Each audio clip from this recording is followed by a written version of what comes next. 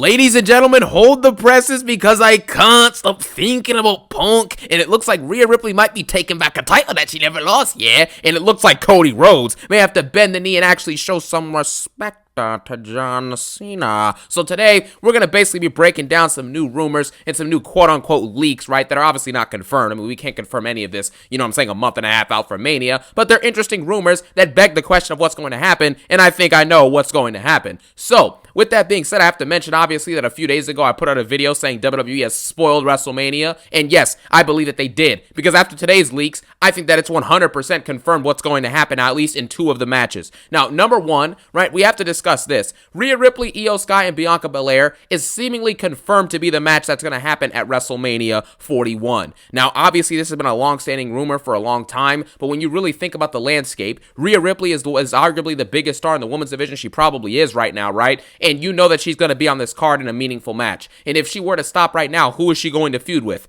You know what I'm saying? Absolutely no one. So the rumors of her fighting Io and Bianca, the way the match played out last week where she was kind of like full of herself and, you know, started yelling at Bianca and it cost her the match. I think Rhea Ripley is going to be involved in this match. Actually, matter of fact, I think I dang near know it at this point. So expect to see Rhea Ripley versus Io Sky versus Bianca Belair for the Women's World Championship at WrestleMania 41. If it doesn't happen, I kind of would be a little bit shocked, but if it does happen, do not be surprised. Now onto the juicy part of the information. As we all know, last night, Cody Rhodes cut an absolutely egregiously boring promo and said absolutely nothing, other than the fact that he called himself John Cena's successor and said that he told John Cena, if you want some, come get some. Obviously, this makes no sense because Travis Scott, The Rock, and John Cena already got some. Heck, they got more than some. You know what I'm saying? They embarrassed you in front of your family, in front of your fans, and in front of the entire world. But the fact is that last video, I should say, I was talking about a report that said that Cody Rhodes, right, after WrestleMania 41, it said that John Cena wouldn't show up until May 20th.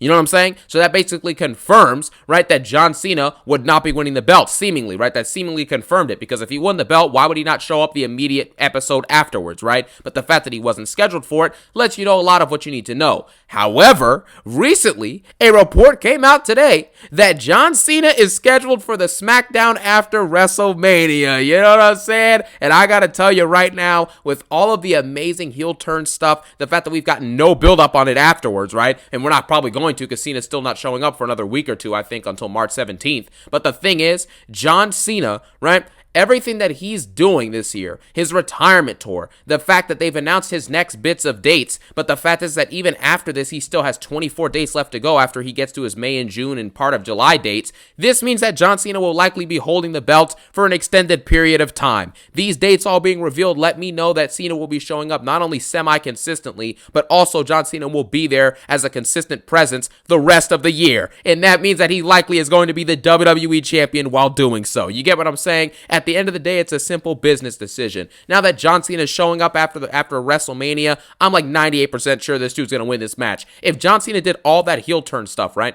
That shocking heel turn to many people, you know, that all-time, you know, massive segment, right?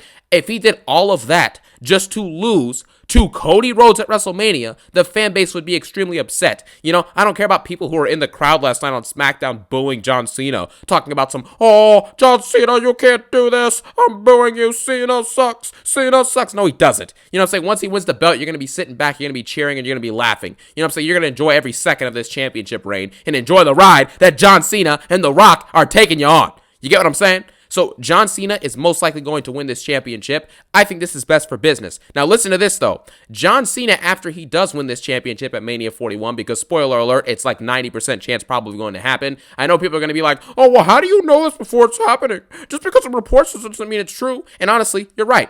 A report doesn't mean anything. Reports can just be reports. It doesn't confirm or deny anything. But if you really think to yourself, if you were running the company of WWE, who would you have win this match? Dr. Libations? Who's caused your ratings to plummet? You know what I'm saying? Your merch sales are down, his promos suck, and he barely wrestles? Or would you rather have John Cena, who will consistently be drawing in more viewers than that, selling more amounts of merch, and bringing more hype and intrigue back into the company, as we've seen with his recent heel turn? You get what I mean? It's a simple decision from that perspective, and it's a simple booking decision. When you turn John Cena heel, you open him up to multiple possibilities, like him potentially fighting, you know what I'm saying, a face CM Punk this summer at Money in the Bank. That would be a pretty fun summer of Punk, you know, remake storyline, right? Or maybe you open Cena up to fighting a face Orton, right? Imagine the shock on that. John Cena goes from being a face who's fighting against heel Orton, you know what I'm saying, for many years, and then you fast forward now to the end of Cena's career, and this dude is a full-blown heel as WWE champion, fighting against Randy Orton, bro. Like, that is absolutely incredible, man. They should save that match. If they do Bad Blood this year, they should have Cena versus Orton in a Hell in a Cell, man.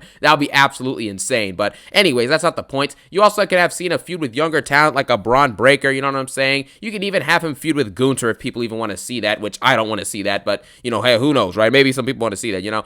Jey Uso, right? It's going to be the world champion, so you don't have to worry about him. Roman Reigns and Cena can run it back. Rollins and Cena can run it back. Like, there's just too many multiple options and feuds to dive into that you know Cena, who's all-time great on the mic, you know he can elevate the feuds, cut good promos, and do meaningful stuff when he does show up on this this semi-consistent, semi-full-time schedule, semi-part-time schedule, I should say, that he's going to have the rest of this year. Probably until the last few months he'll be there full-time. So, yeah, I'm absolutely looking forward to this, man. I'm so glad this report came out, bro. This, like, I don't want to say that this confirms it, man, but dang it, it's pretty close. You know, why else would Cena be showing up on the SmackDown after? We've seen what happens when Cena loses after Royal Rumble. He just doesn't show up. You know what I'm saying? He doesn't show up till he has something meaningful. He's also been scheduled, too, for the Saturday Night Main Event following WrestleMania 41. So now this begs the question, will John Cena's first ever championship defense be at Saturday Night Main Event in May? You know, so I think that's pretty cool. Hopefully John Cena's defending that belt at Saturday Night Main Event, but he could also be doing some sort of segment or contract signing and then leading him into Backlash, which I think happens in late May or early June or something like that. So there's different possibilities with it, you know? Also, in the midst of all this, it also begs the question, what's going to be next for Dr. Libations? You know what I'm saying? Because Cody Rhodes, right?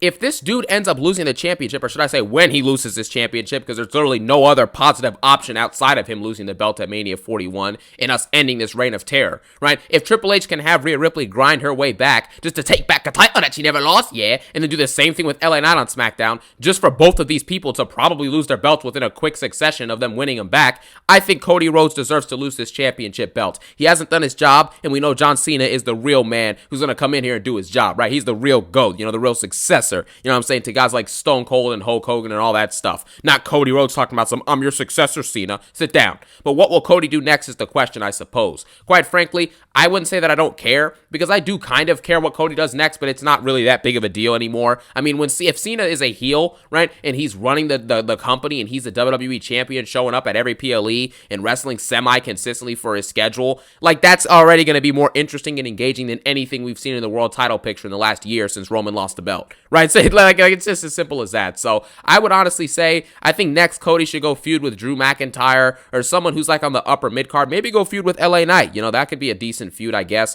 But at the end of the day, no matter what happens, as long as John Cena is heel and as long as he is the champion for at least 3 or 4 months with good feuds with upper level guys, like main event level guys like your CM Punks, your Romans, your Rollinses, you know what I'm saying, your Ortons, right? That's the type of feuds that we need from Cena. If we get those 4 feuds and even AJ Styles, like, you know what I'm saying, like one-off match would be really cool as well to add in there. But if he gets stuff like that, you know what I'm saying, in the midst of all of this, I think it would be absolutely brilliant. You get what I'm saying? And it would intentionally, you know, revive aspects of this company in different ways. And I think that would be very cool to see. So we'll see what happens with it. I'm excited for it. But this is basically, in my opinion, this is the confirmation that John Cena is going to win this championship, because why would he not? You know what I'm saying? There's really no reason. So we'll see what happens. At the end of the day, I thank you guys for watching. Enjoy this. I hope you enjoyed this little, you know, quick little video, you know what I'm saying? Quick little update video. You get what I mean? And as always, I thank you guys for watching. Have a phenomenal day. Peace out and one love.